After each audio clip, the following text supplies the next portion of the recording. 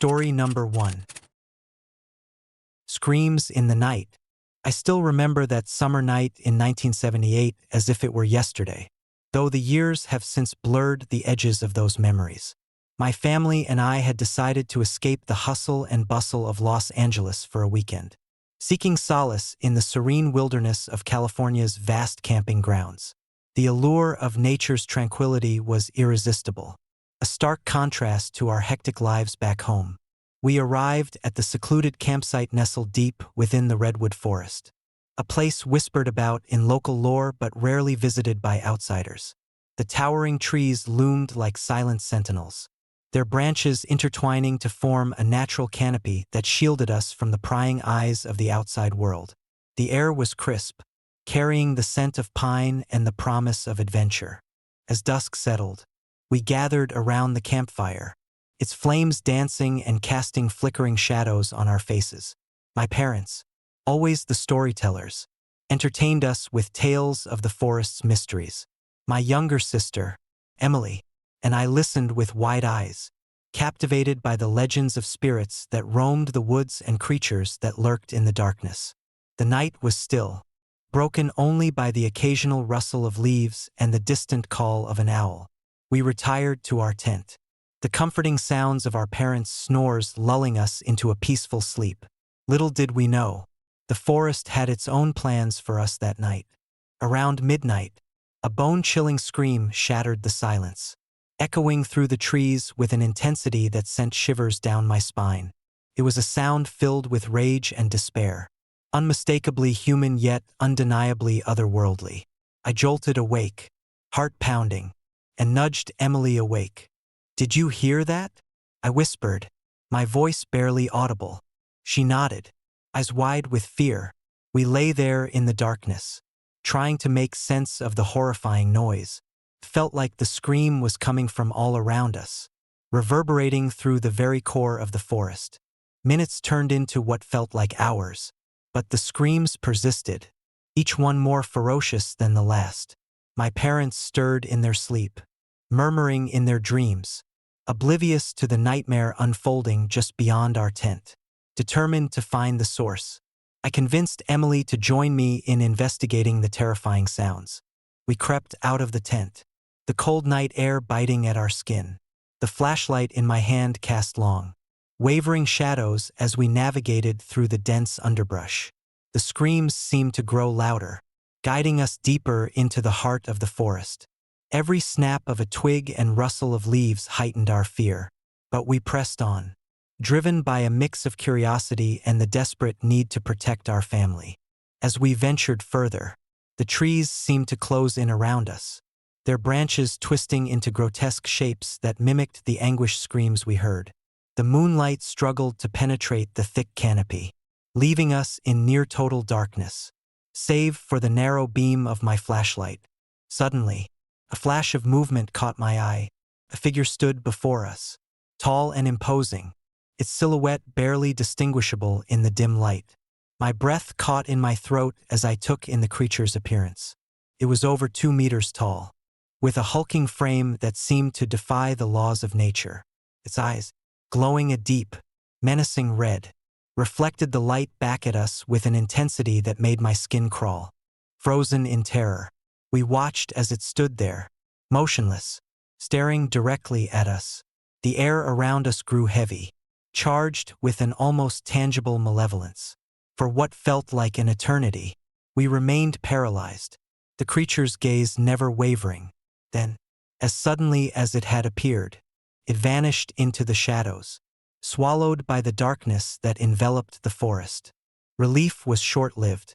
The screams continued, now mingled with a low, guttural growl that seemed to emanate from the very ground beneath our feet. Panic set in as we realized we were not alone. That something or someone was hunting us through the night. We ran, branches whipping against our faces and feet, the sounds of pursuit growing louder with every step. My heart raced as I struggled to keep up, the fear propelling me forward even as exhaustion threatened to overtake me. Emily's screams of terror echoed behind me, spurring me to push harder. Just when I thought we couldn't run any further, we burst into a small clearing.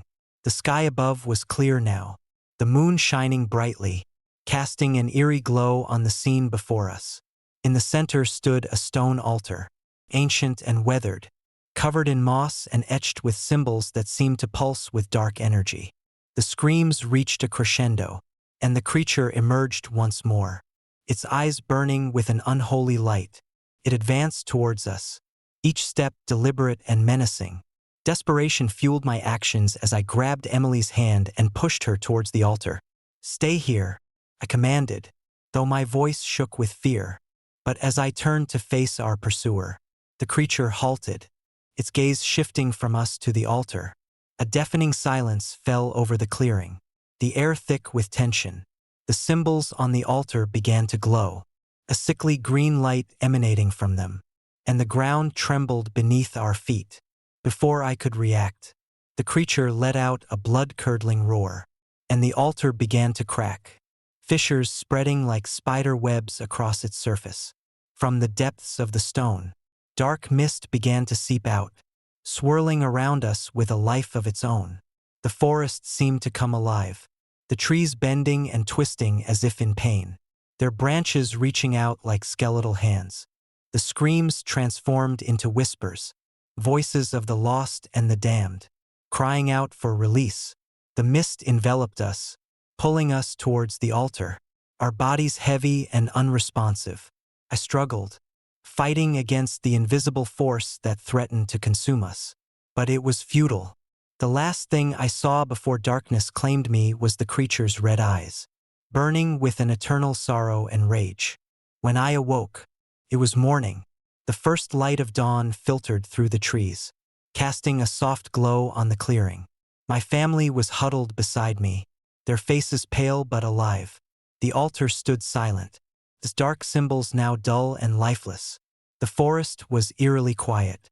The oppressive atmosphere lifted as if a great weight had been removed. We packed up our camp in haste. The memories of that night seared into our minds. As we drove away, I glanced back at the forest, the shadows of the towering trees stretching towards the horizon. The screams were gone, replaced by the gentle rustling of leaves and the distant songs of morning birds. Years have passed since that harrowing night, but the memory remains vivid, a haunting reminder of the thin veil between our world and the unknown. Evergreen Falls has since become a place we avoid, the legends of the haunted forest now more terrifying than ever. Sometimes, when the wind howls just right, I can almost hear the echoes of those anguished screams, a testament to the restless spirits that still dwell within the shadows. The experience taught me that there are forces beyond our understanding, entities that thrive in the darkness and feed on fear. It reinforced the importance of respecting the mysteries of the natural world, knowing that some places hold secrets best left undisturbed. And while I continue to serve as a police officer, ensuring the safety of others, I carry with me the lessons learned from that night, lessons of courage, survival, and the enduring power of the human spirit in the face of the unknown. Story number 2. Bigfoot attack on Highway 9. I never believed in Bigfoot. Like most rational adults, I dismissed the stories as nothing more than tall tales told around campfires to spook unsuspecting hikers. But that all changed on a cold November night in 1995, deep within the uncharted expanses of Washington's Cascade Range. My wife, Laura, and I had decided to take a road trip to celebrate our 5th anniversary. The plan was simple: drive through the winding highways, explore the secluded forests, and enjoy the serenity that only nature can offer. We had heard whispers of Highway 9, a desolate road that snaked through dense woodlands, far from the hustle and bustle of civilization. It promised solitude and untouched beauty, exactly what we needed. We set off on a crisp autumn evening, the sky painted with hues of orange and purple as the sun dipped below the horizon. The air was fresh, carrying the earthy scent of fallen leaves and pine. Laura was driving, her hands steady on the wheel, while I navigated using an old, reliable map. The radio played softly, a mix of classic rock and country tunes that added to the nostalgic feel of our journey. As we ventured deeper into the wilderness, the landscape transformed.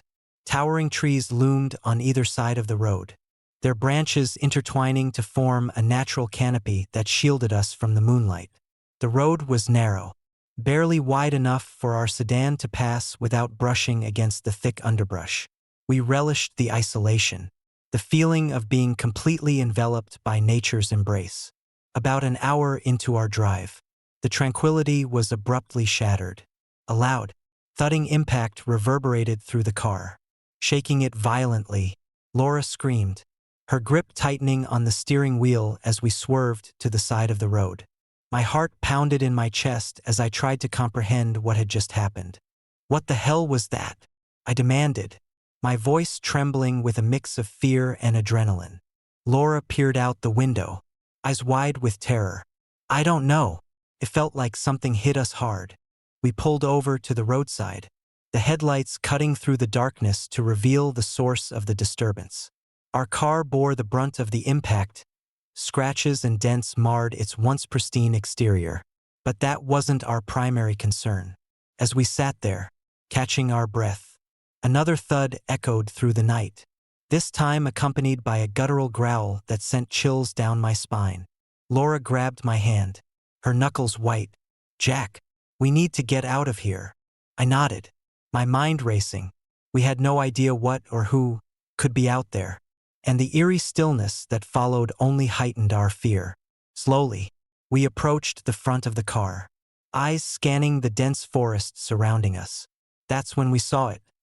A massive silhouette moving between the trees, larger than any bear I had ever seen, its form covered in thick, matted fur that seemed to absorb the light. Laura gasped, stepping back instinctively. "Jack, look!"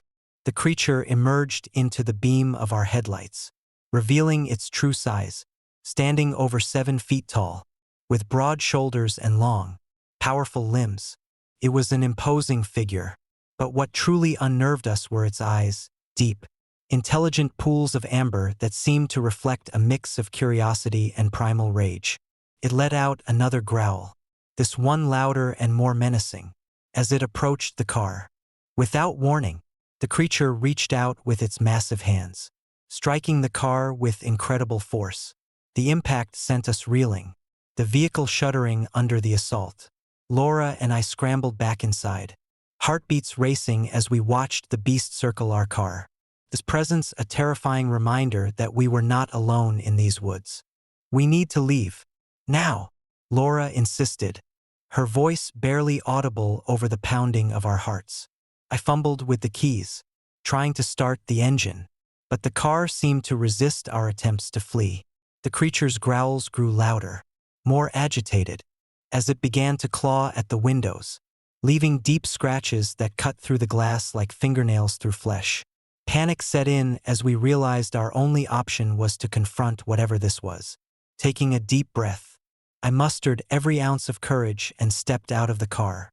Laura close behind me, the cold night air bit at our skin, and the creature's presence loomed over us, its eyes fixed on our every move. "Please," pleaded, my voice cracking. "We don't want any trouble. We're just passing through." To my astonishment, the creature paused, tilting its head slightly as if trying to understand my words. For a moment, there was a strange stillness, a fragile truce between man and beast. But that moment of calm was fleeting.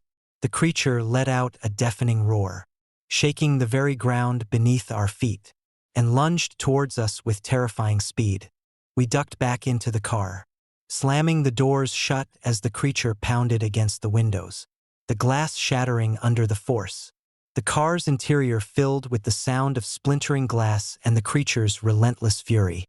I grabbed the steering wheel, desperate to escape the nightmare unfolding outside. With a surge of adrenaline, I managed to start the engine, the tires screeching against the icy road as we sped away from the wreckage. Laura held onto me tightly, her fear palpable as we navigated the treacherous turns of Highway 9. The creature's growls faded into the distance, but the memory of those amber eyes and the raw power of its presence lingered long after we had put miles between ourselves and the haunted forest. Back in town, the story quickly spread, igniting a mix of fear and skepticism among the locals. Many dismissed it as a bear or some other wild animal, but others whispered of the legendary Bigfoot, a creature said to roam these woods for centuries. Officially, there was no evidence to support our account, just the damage to our car and the lingering doubt in our minds. But Laura and I knew what we had seen. The creature was real, a force of nature that defied explanation. We never returned to Highway 9. Haunted by the night we encountered the beast that night. Yet, even years later, I sometimes catch a glimpse of something moving in the corner of my eye when driving through similar terrains. A reminder that the wilderness holds secrets best left undisturbed. That night taught me a valuable lesson about the thin line between belief and skepticism, and the respect owed to the unknown. The forests of Washington remain a place of beauty and danger, their mysteries deep and unspoken. And while I continue to drive through those winding roads, the memory of that terrifying encounter serves as a constant reminder that some legends are born from truth, and some truths are too wild to be fully understood. Story number 3. Bigfoot and the Forest Fire. I never believed in Bigfoot. To me, it was just another myth, a campfire story to scare kids on chilly Oregon nights. But that all changed in the summer of 2002, during the wildfire that threatened to consume everything in its path. I was part of a firefighting team stationed near the dense forests of the Cascade Range. The trees stood tall and resolute, their thick canopies a testament to centuries of growth. We had battled countless fires before, but nothing could have prepared us for the ferocity and speed of the blaze that summer. The flames roared like wild beasts, devouring everything in their path with an insatiable hunger. It was late in the afternoon when the fire first broke out. Dry conditions, high winds, and a lingering drought had created the perfect storm for disaster. We rushed to contain the flames, our hearts pounding with urgency as we battled the inferno. The heat was unbearable, the smoke thick enough to choke. But we pushed forward, driven by duty and desperation. As the sun began to set, casting long shadows across the charred landscape, a sense of unease settled over the team. We had been fighting the fire for hours, our bodies exhausted and minds numbed by the relentless work. It was then that the first reports came in. Firefighters on the perimeter had seen something moving through the flames. At first, we dismissed it as a trick of the light, perhaps an animal fleeing the devastation. But the descriptions were too detailed, too specific to ignore. A massive figure, standing well over 7 feet tall, lumbering through the fire with an almost supernatural speed. Some even claimed to see its eyes, burning red orbs that seemed to pierce through the smoke and darkness. Curiosity got the better of me. I grabbed my flashlight and headed toward the perimeter, where the sightings had been reported. The forest was a hellish mix of orange and black, the flames licking the trees like hungry tongues. The air was thick with the acrid smell of burning wood and the sound of crackling flames. As I approached the area, my flashlight beam cut through the smoke, revealing the charred remains of what had once been a vibrant forest. The ground was scorched, the trees reduced to blackened skeletons. And there, amidst the devastation, stood a figure that defied all logic. It was enormous, its frame covered in thick, matted fur that seemed untouched by the fire. Its eyes glowed a menacing red, reflecting the inferno around it with an intensity that made my blood run cold. The creature stood motionless for a moment, observing us with an eerie calm before it began to move. I froze, unable to comprehend what I was seeing. The creature moved with a grace that belied its size, navigating the flames as if they were mere obstacles. Its presence was both terrifying and mesmerizing, a living nightmare that challenged everything I thought I knew about the natural world. "Did you see that?" I called out to my team, my voice barely audible over the roar of the fire. They gathered around me, eyes wide with fear and disbelief. Some were skeptical, attributing the sighting to hallucinations caused by heat exhaustion and smoke inhalation. But others, the seasoned veterans who had witnessed the most gruesome aspects of firefighting, knew better. They exchanged worried glances, the unspoken acknowledgement that something extraordinary was unfolding before us. The creature continued its path through the flames, leaving behind deep claw marks on the scorched earth. Its footsteps were heavy, yet silent against the crackling fire. As it moved deeper into the forest, the fire seemed to respond, flames bending and swirling around it as if acknowledging its presence. Suddenly, the creature stopped and turned to face us. Its eyes bore into mine, an unsettling intelligence shining through the primal rage. I felt a surge of fear mixed with an inexplicable sense of sorrow, as if the beast carried the weight of countless lost souls within its gaze. Without warning, it let out a guttural roar that echoed through the forest, the sound reverberating off the charred trees like a death knell. The flames flared higher, casting grotesque shadows that danced around the creature. It raised its massive arms, and for a brief moment, the fire seemed to bow before it, then dissipated into harmless embers. The creature took a step back, and the fire subsided, leaving the forest eerily silent.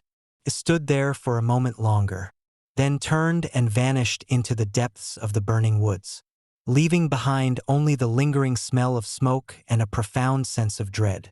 We stood there in stunned silence, the enormity of what we had witnessed sinking in. No one dared to speak, the only sound our heavy breathing and the distant crackle of dying flames. The sighting was inexplicable, a phenomenon that defied scientific understanding and shattered our rational minds. In the days that followed, the incident became the talk of the firefighting community. Some dismissed it as a collective hallucination, while others believed we had encountered something otherworldly. Theories ranged from undiscovered species to supernatural entities drawn to the chaos of the fire. But no one had any concrete answers, and the mystery remained unsolved. I couldn't shake the image of those burning red eyes and the towering figure moving effortlessly through the flames. It haunted my dreams, a constant reminder of the night the forest itself seemed to come alive with ancient rage. I began to research local legends and folklore, hoping to find some connection to the creature we had seen. In the depths of old libraries and forgotten archives, I stumbled upon references to the Guardian of the Flames, a mythical being said to protect the forest from destruction. According to legend, the Guardian would appear during times of great peril, using its immense strength to quell the fire and restore balance to the wilderness. The creature was believed to be a spirit of the forest, neither entirely animal nor human, embodying the untamed spirit of nature itself.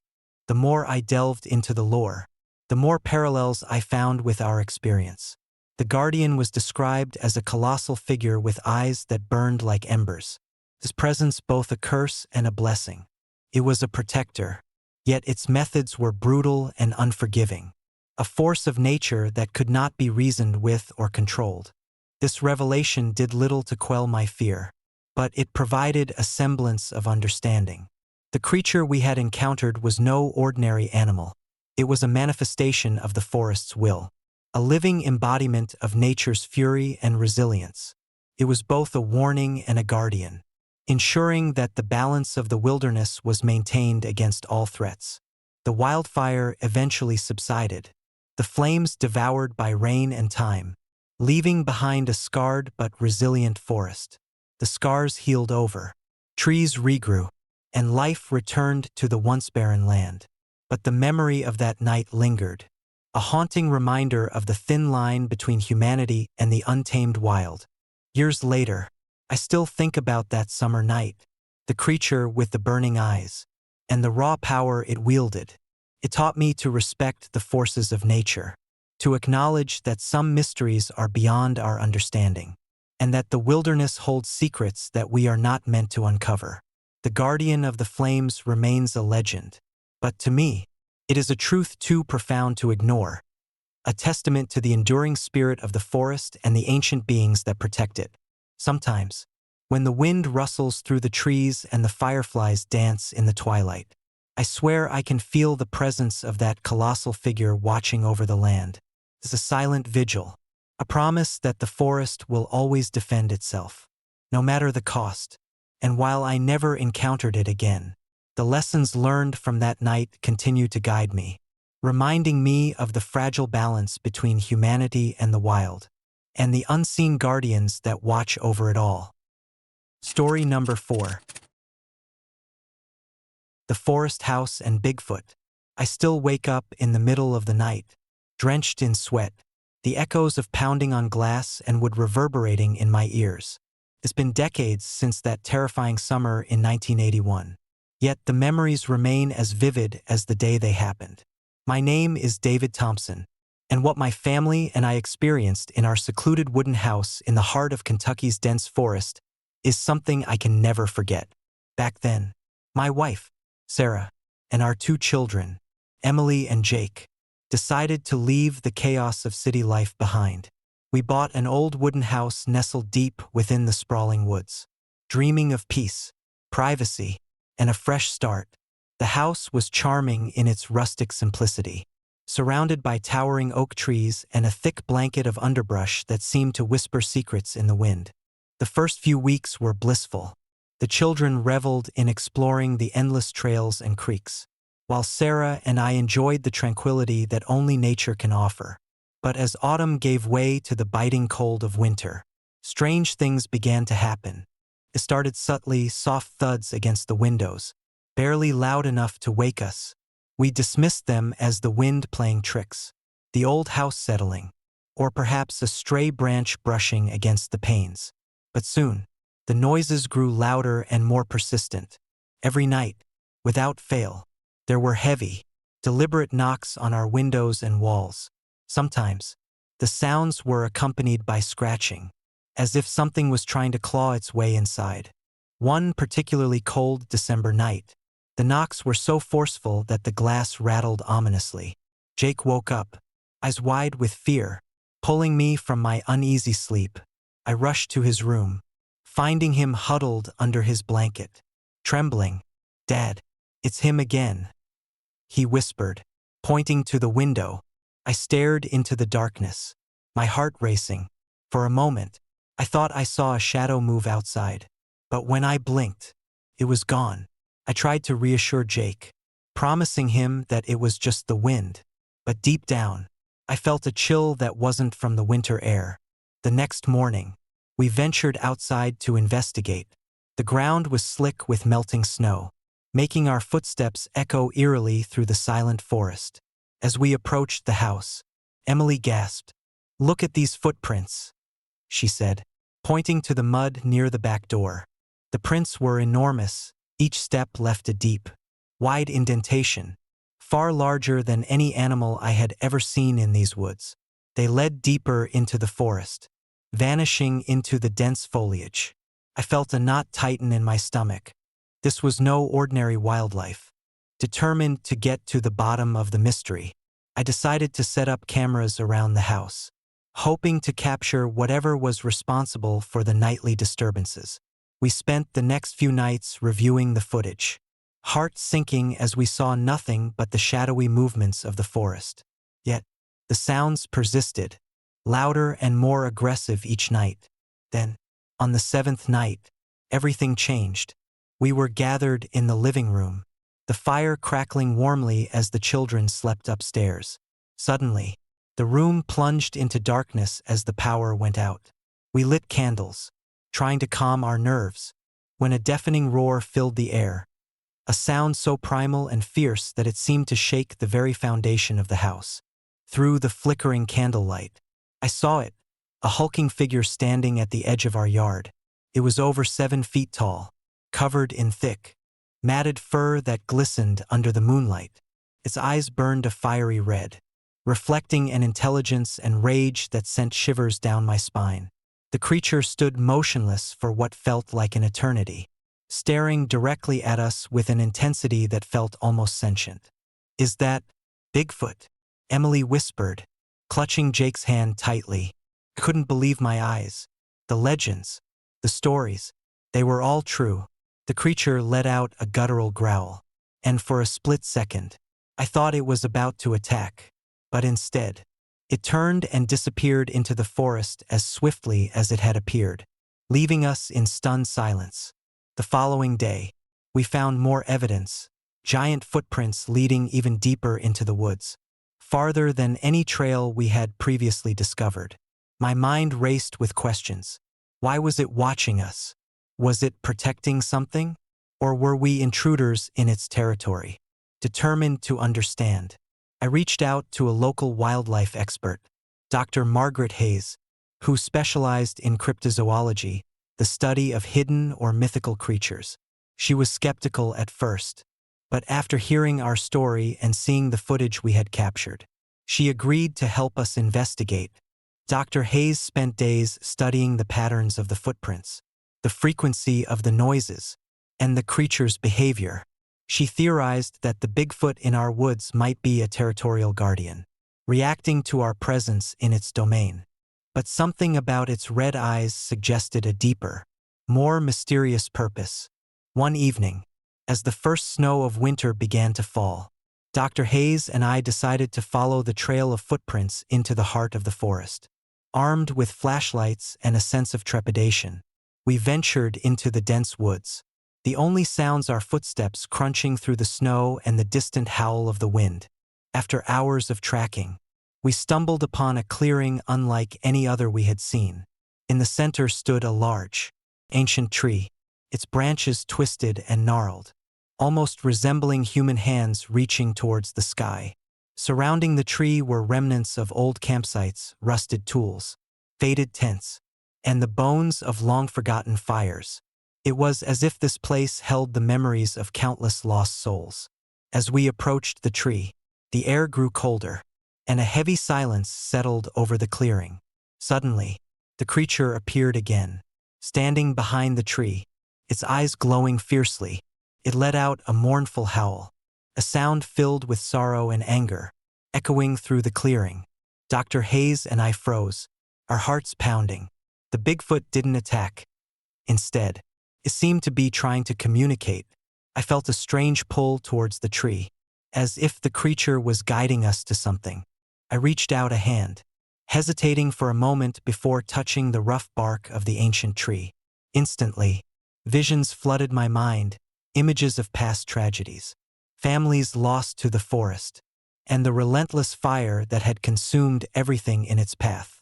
I saw the creature again, not as a monster, but as a protector, standing watch over the forest's secrets and the spirits trapped within. The realization hit me hard. The noises, the footprints, the appearances, all were signs that we had to respect the forest and its guardian. We were not welcome guests. We were intruders who needed to make amends. I understand, I whispered, looking into the creature's burning eyes. We're sorry for disturbing you.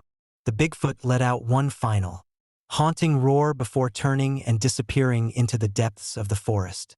The visions faded, leaving me with a profound sense of peace and understanding. Dr. Hayes and I returned to the house, our mission clear. We couldn't stay any longer, knowing that our presence had disrupted the delicate balance of the forest. We packed up the next morning, leaving behind the wooden house that had once promised tranquility, but had instead become the center of a supernatural mystery. Years have passed since that winter night, and the forest remains as enigmatic as ever. I moved away, seeking solace in memories and the hope that we had finally respected the boundaries set by the guardian. Sarah, Emily, and Jake never forgot those terrifying yet enlightening experiences. And the stories of Bigfoot in our woods became a part of our family lore.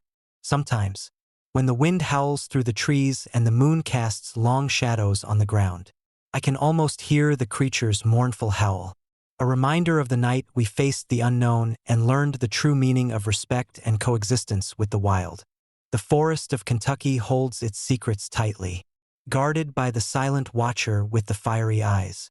And while some may continue to seek out Bigfoot, I know now that some mysteries are best left untouched, preserved by the very spirits that roam beneath the canopy of ancient trees. Story number 5. encounter in the Appalachian woods. I still remember that summer night in 2010 as if it were yesterday, though the years have since blurred the edges of those memories. My friends and I, Mark, Lisa, Jenna, and me, decided to escape the hustle of city life and embark on a camping trip deep within the Appalachian Mountains.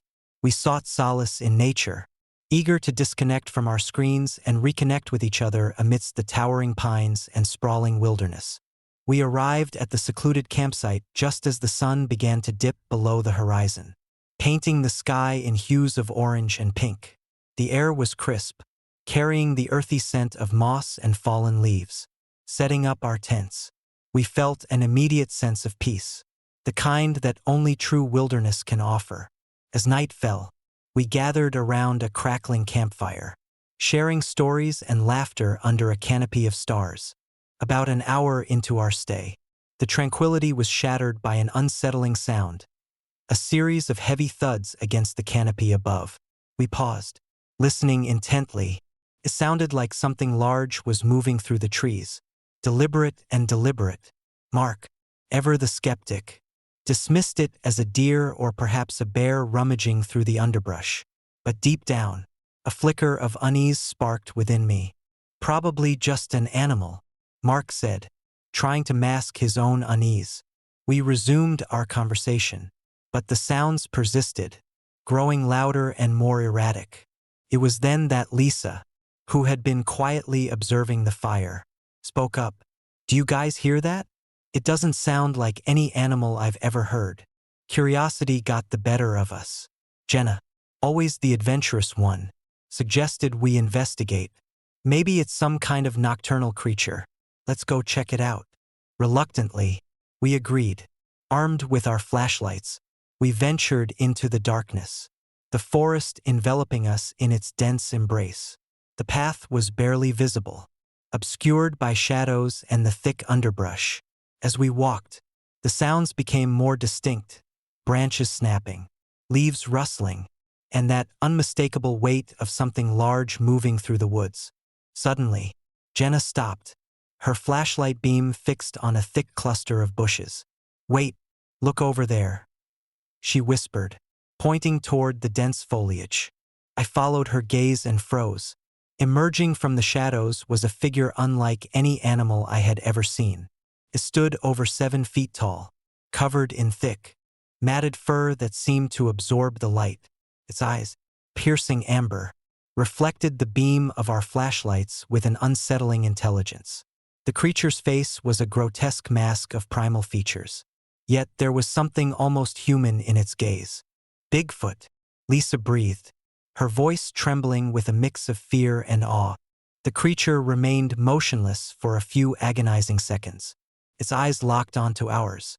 Then, without warning, it let out a guttural growl, a sound that resonated deep within our souls. Mark, always the brave one, took a step forward, trying to assert some form of dominance. "Hey, what do you want?" he called out, his voice echoing through the silent forest. The creature responded by throwing a massive stone toward us. It struck Jenna's shoulder with a force that sent her sprawling to the ground, her scream piercing the night air. Instinctively, we backed away, adrenaline surging through our veins. "Run!" I shouted, grabbing Lisa's hand and pulling her away from the immediate area. The sound of more stones being hurled followed, each one thudding against the ground with alarming speed. Panic set in as we realized the creature wasn't just curious. It was aggressive, hunting us through the woods. We sprinted through the dense forest, branches whipping against our faces and legs, the darkness pressing in around us. Every rustle and snap of a twig heightened our fear, the feeling of being constantly watched driving us to push harder. Behind us, the creature's growls grew louder, more determined, as if it thrived on our terror. After what felt like an eternity, we stumbled upon a narrow trail illuminated by the faint glow of moonlight filtering through the trees. Desperate for any sign of civilization, we followed it, the sounds of pursuit fading but never entirely disappearing. Exhausted and breathless, we collapsed by the roadside, the first hints of dawn breaking over the horizon. Silence enveloped us, the forest seeming to hold its breath.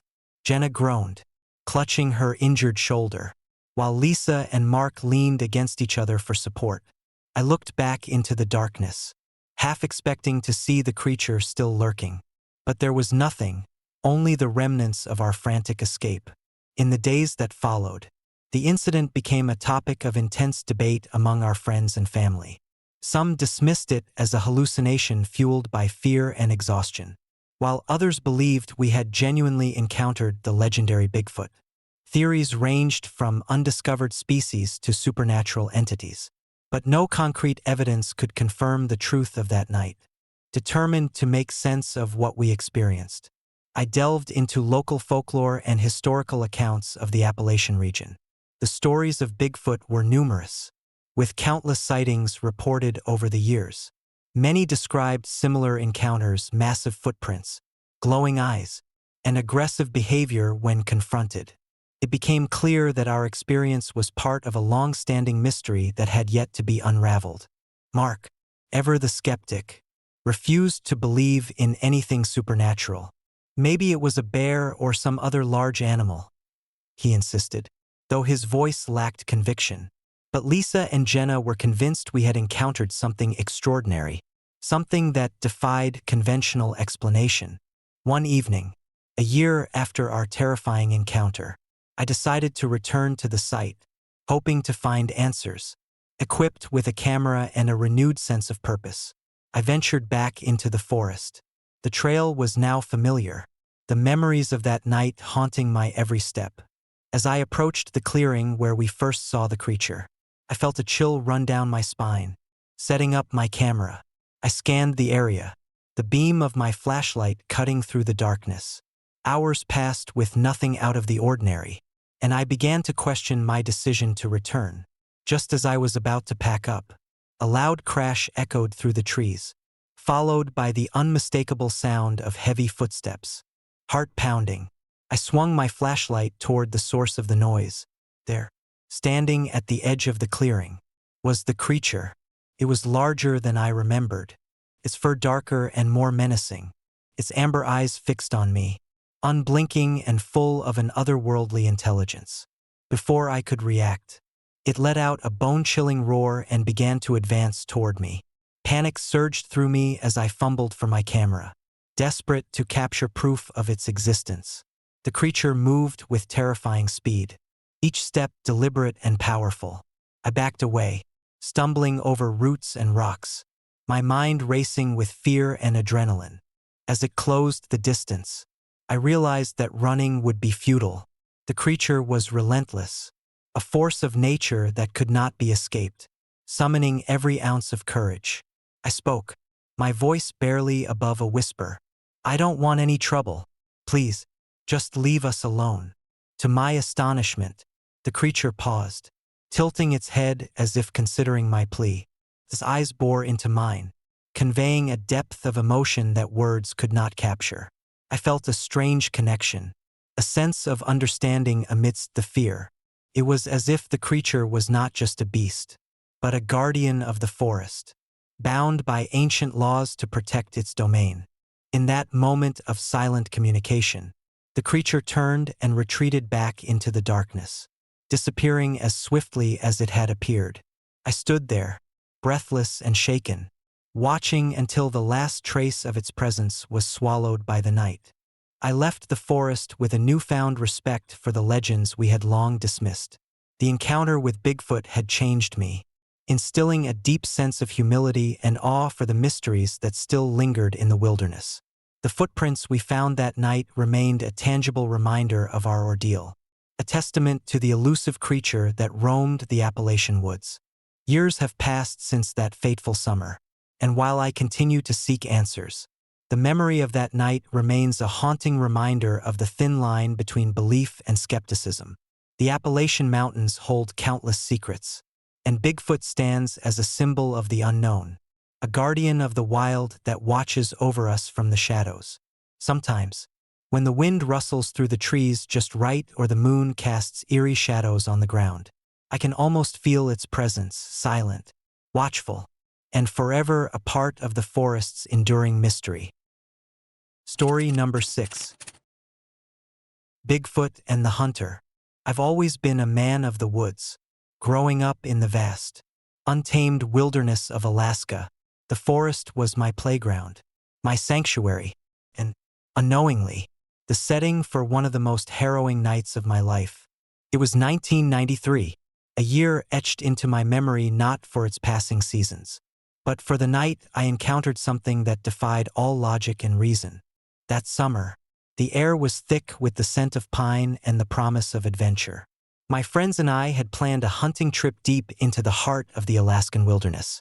Far from the bustling trails frequented by other hunters, we sought solitude, the kind that only the untouched expanses of nature can provide. Our target was elusive, a massive moose rumored to traverse these parts, its antlers a testament to years of survival. The days were spent tracking, our boots sinking into the soft earth as we followed the signs of our quarry. Nights were a different kind of challenge. The forest transformed under the blanket of darkness, the sounds amplifying into a symphony of unseen creatures and shifting shadows. We set up camp near a serene lake, its surface mirroring the star-studded sky above. It was the 5th night that things took a turn for the inexplicable. The temperature had dropped sharply, the crispness of the air biting at our exposed skin. We sat around the campfire, the flames casting dancing shadows on our faces as we shared stories to keep the creeping unease at bay. "Ever hear the stories about Bigfoot around here?" Mark asked, his voice tinged with skepticism. I chuckled, tossing another log onto the fire. "You mean the legends of the Sasquatch?" "Yeah. Plenty of hunters claim to have seen one, but I never put much stock in it." Lisa, always the more superstitious among us, leaned in closer. "But what if they're true? What if there's something out there watching us?" I dismissed her concerns with a wave. "Come on, Lisa. Bigfoot is just a myth, a tall tale to scare off kids." Her eyes remained fixed on the fire, a hint of fear lingering in her gaze. The wind rustled through the trees, carrying with it an eerie stillness that made the night feel unnaturally quiet. Around midnight, the tranquility was shattered by a series of loud thuds against our campsite. We froze, exchanging uneasy glances. The sound was deliberate, heavy. Something large was moving through the forest, right outside our tents. "Probably just a bear," Mark suggested, trying to sound reassuring but failing to mask his own apprehension. I nodded, though doubt gnawed at me. Bears were a real threat in these parts, but we hadn't seen any signs of them today. We decided to stay put, keeping our senses heightened, the firelight flickering ominously in the darkness. Minutes felt like hours as the sounds continued, growing louder and more frequent.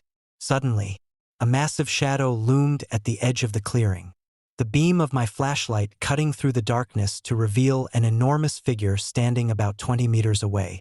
My heart pounded in my chest as I took in the creature's form, over 2.5 meters tall, covered in thick, black fur that seemed to absorb the light around it. Its eyes, glowing a piercing red, reflected the light back at me with an intensity that was almost sentient. The creature remained motionless for a few agonizing seconds, its gaze locked onto mine, before it let out a guttural growl that resonated through the forest. "Shit," I muttered under my breath, feeling the ground tremble beneath the force of its presence. The creature began to circle our campsite, each step deliberate and heavy. Its growls grew louder, more aggressive. As it approached our fire, I grabbed my rifle, adrenaline surging through my veins. "Stay behind me," I whispered to Mark and Lisa, my voice steady despite the fear clawing at my insides. We watched in terror as the creature circled the fire, its eyes never leaving mine. Without warning, it lunged forward, throwing a massive stone at our fire pit. The impact sent sparks flying, the flames dancing wildly as the creature let out another menacing growl. Mark fired a warning shot into the air, hoping to deter the beast. The sound echoed through the forest, but it only seemed to enrage the creature further.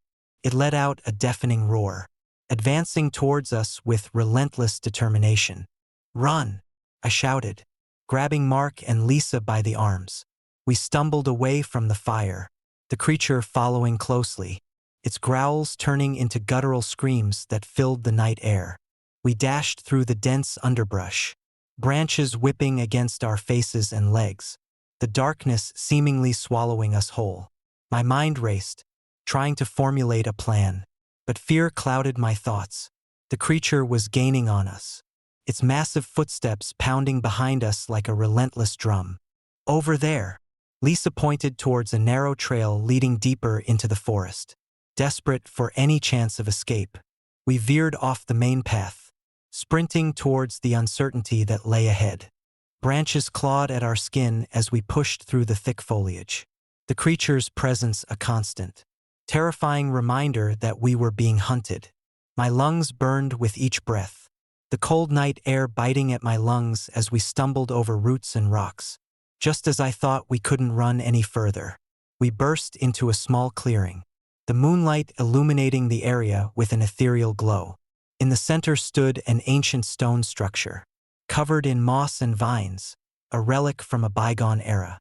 Exhausted and out of breath, we collapsed against the cold stone, the creature halting its pursuit at the edge of the clearing. For a moment, there was silence, broken only by our ragged breaths and the distant crackle of the dying fire. The creature stood there, its glowing eyes fixed on us, before it let out one final, mournful howl and vanished into the shadows of the forest. We lay there in stunned silence, the reality of what had just transpired sinking in. My heart pounded in my chest as I tried to process the encounter, the lines between myth and reality blurring before my eyes. The following morning, we packed up our campsite in haste, the memories of that night haunting our every step. As we drove away from the secluded forest, the sun began to rise, casting a warm glow over the landscape that felt almost surreal in its normalcy. Back in town, our story quickly spread, igniting a mix of fear and skepticism among the locals. Some dismissed it as an overactive imagination fueled by the isolation and stress of hunting, while others believed we had genuinely encountered the legendary Bigfoot. Theories ranged from undiscovered species to supernatural entities, but no one had any concrete evidence to support our account. Determined to find answers, I reached out to local wildlife experts and cryptozoologists, hoping to uncover the truth behind our terrifying encounter. Dr. Margaret Hayes, a renowned expert in cryptozoology, agreed to meet with us, intrigued by our story and the physical evidence we had collected. During our meeting, Dr. Hayes examined the footprints we had found near the campsite. "These are unlike any known animal tracks in this region," she mused, tracing the deep indentations with her fingers. "They're far too large and have an anatomical structure that doesn't match any known species. It's possible we encountered something truly extraordinary." Her words only deepened my resolve to uncover the mystery. Together, we organized an expedition back into the forest, armed with advanced equipment and a team of specialists. The goal was to document any signs of the creature and gather evidence that could shed light on its existence. The second expedition was more cautious, our senses heightened as we ventured back into the dense woods. We set up motion-activated cameras around the clearing where we had first encountered the creature, hoping to capture definitive proof of its existence. Days turned into weeks, and each night was filled with anticipation and fear. Then, one cold December night, our cameras captured something extraordinary. Just as the sun set and the forest was plunged into darkness, a massive shadow loomed at the edge of the clearing. The creature emerged once more, its eyes glowing brightly as it moved with an uncanny intelligence and purpose. It circled the campsite, stopping briefly to examine our equipment before disappearing into the depths of the forest once again. The footage was undeniable, sparking a frenzy of media attention and scientific interest. Yet, despite the overwhelming evidence, the creature remained elusive, disappearing into the shadows each time we approached.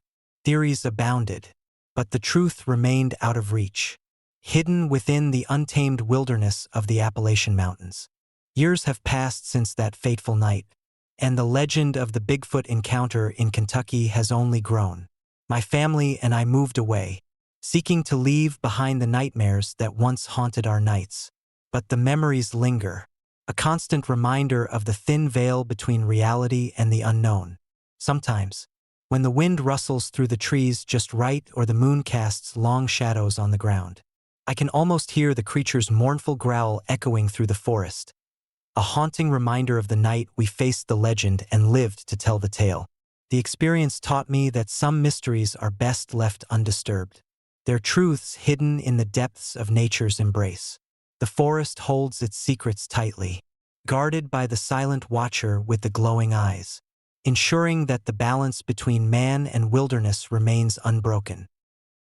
Story number 7. Bigfoot protects the forest. I still wake up in the middle of the night, heart racing, drenched in sweat from the vivid nightmare that haunts my sleep. It's been years since that fateful summer in 2015, but the memory remains as sharp as the day it happened. My name is Ethan Miller, and what my team and I encountered deep within the Canadian wilderness is something I can never forget. Back then, I was part of a forestry survey team tasked with mapping and measuring the vast expanses of the boreal forest in northern Canada. Our mission was to collect data on tree growth, wildlife populations, and overall forest health, a routine job, or so we thought. The forest was dense, teeming with life, and as beautiful as it was intimidating. The locals spoke of legends and myths, stories of creatures that roamed the shadows, but I dismissed them as mere folklore meant to scare off outsiders. Our team consisted of 5 members: myself, Sarah, a seasoned botanist; Mike, a wildlife expert; Jenna, a GIS specialist; and 2 new recruits, Tom and Lisa. We set up camp near a secluded area, far from any known trails, with our equipment spread out meticulously. The days were filled with tedious measurements and data entry. But the nights brought a different kind of challenge: the oppressive silence of the forest, broken only by the distant calls of nocturnal animals. It was the 4th night when things took a turn for the inexplicable. The air was crisp, carrying the scent of pine and damp earth. We had gathered around the campfire, discussing our progress and sharing stories to keep the creeping unease at bay. The firelight flickered, casting long shadows that danced on the surrounding trees. "Did you hear that?" Jenna suddenly asked, her voice barely above a whisper. I strained my ears, trying to catch the sound she was referring to. First, all I could hear was the crackling of the fire and the occasional rustle of leaves. But then, faint thuds echoed through the forest, heavy and deliberate, probably just a deer or some other animal, Mike suggested, though his tone lacked conviction. Sarah nodded in agreement, but her eyes were scanning the darkness beyond our circle of light. The sounds continued, growing louder and more distinct, something large moving through the underbrush, each step resonating with a weight that sent a shiver down my spine. Tom, the newest member of our team, looked visibly unsettled. "I don't like this," he admitted, glancing nervously around. Before anyone could respond, a massive shadow loomed at the edge of the clearing, illuminated briefly by the firelight. My heart pounded as I took in the sight. A hulking figure, easily over 7 feet tall, covered in thick, matted fur that seemed to absorb the light around it. Its eyes, piercing amber, reflected the fire with an intensity that made my blood run cold. "Bigfoot," Mike breathed, the word hanging in the air like a curse. The creature stood motionless for a few agonizing seconds, its gaze locked onto ours. Then, without warning, it let out a guttural growl that resonated through the forest, shaking the very ground beneath our feet. The sound was primal and filled with an emotion I couldn't quite place. Anger, fear, sorrow, or perhaps a combination of all 3. Jenna, ever the rational one, tried to maintain her composure. "It's just an animal," she insisted, though her voice quivered. But this was no ordinary animal. The way it moved slowly, deliberately was unnatural. It began to circle our camp, each step deliberate and heavy, the ground trembling slightly with each movement. My mind raced, trying to process what was happening. We had heard stories of Bigfoot sightings, but never anything like this. Suddenly, the creature threw a massive stone towards our campfire. The impact sent sparks flying, the flames erupting higher as the fire roared back to life. The creature let out another roar, more menacing this time, and continued its relentless pursuit, throwing stones and emitting growls that filled us with dread. "Run!" I shouted, grabbing Sarah's hand and pulling her away from the fire. The rest of the team scrambled to follow, fear propelling us into action. We dashed through the dense underbrush, branches whipping against our faces and legs, the sounds of pursuit echoing behind us like a nightmare we couldn't escape. The forest seemed to close in around us, the darkness thick and impenetrable. Every snap of a twig and rustle of leaves heightened our anxiety, the feeling of being constantly watched driving us to push harder. My lungs burned with each breath, the adrenaline making my muscles ache as we stumbled over roots and rocks. After what felt like an eternity, we burst into a narrow trail illuminated by the faint glow of moonlight filtering through the canopy. The creature's growls faded into the distance, but the fear lingered, a constant reminder of the night we faced the unknown. We didn't stop until we reached our truck, hearts pounding and bodies trembling. Without looking back, we drove away from the haunted forest, the memory of those glowing eyes and the relentless pursuit etched into our minds forever. The car ride back was silent, each of us lost in our own thoughts, the events of that night replaying in our heads like a horror film we couldn't turn off. In the days that followed, we tried to rationalize what we had experienced. Some dismissed it as a bear or a large animal disturbed by our presence. But the size and behavior of the creature didn't fit any known species. The deepest scratches on our equipment and the massive footprints we found near the camp were undeniable evidence that we had encountered something extraordinary. Determined to uncover the truth, I began researching local legends and folklore surrounding the boreal forest. The stories of Bigfoot were plentiful, but the details varied widely. Some described it as a solitary guardian of the forest, others as a malevolent entity preying on unsuspecting hunters. The account closest to our experience spoke of a protector, a creature that would attack those who threatened the sanctity of its domain. I reached out to Dr. Margaret Hayes, a renowned cryptozoologist who had dedicated her life to studying elusive creatures like Bigfoot. Intrigued by our story, she agreed to meet and hear our account firsthand. During our meeting, she examined the footprints and damage to our equipment, her eyes reflecting both skepticism and fascination. "These tracks are unlike anything I've seen before," she mused, tracing the deep indentations with her fingers.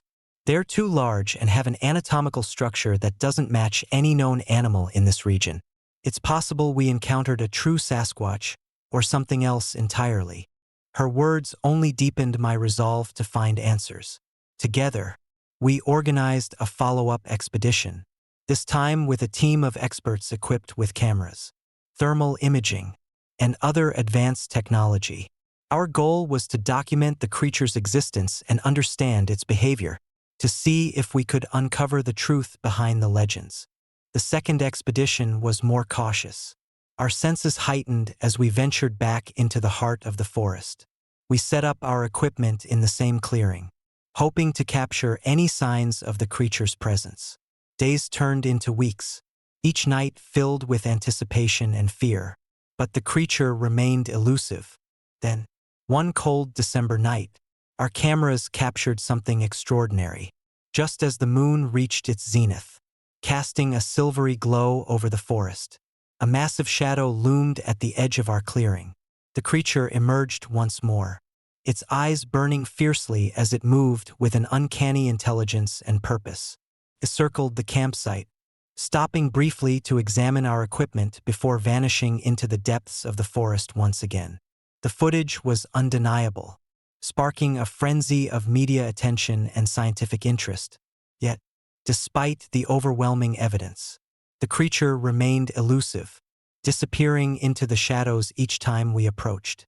Theories abounded, but the truth remained out of reach, hidden within the untamed wilderness of the boreal forest. Years have passed since that terrifying encounter, and the legend of our encounter has only grown. Some believe we helped to uncover the truth behind Bigfoot's existence, while others think we merely scratched the surface of a much deeper mystery. Personally, I remain convinced that the creature we encountered was more than just a myth. It was a guardian of the forest, ensuring that the balance of nature was maintained against all threats. The experience taught me a valuable lesson about the thin line between belief and skepticism, and the importance of respecting the mysteries of the natural world. The boreal forest holds countless secrets, and Bigfoot stands as a symbol of the unknown, a guardian of the wild that watches over us from the shadows. And while some may continue to seek out the elusive creature, I know now that some mysteries are meant to remain hidden, preserved by the very spirits that roam beneath the towering pines. Sometimes, when the wind rustles through the trees just right or the moon casts eerie shadows on the ground, I can almost feel the presence of that colossal figure, silent, watchful, and forever a part of the forest's enduring mystery.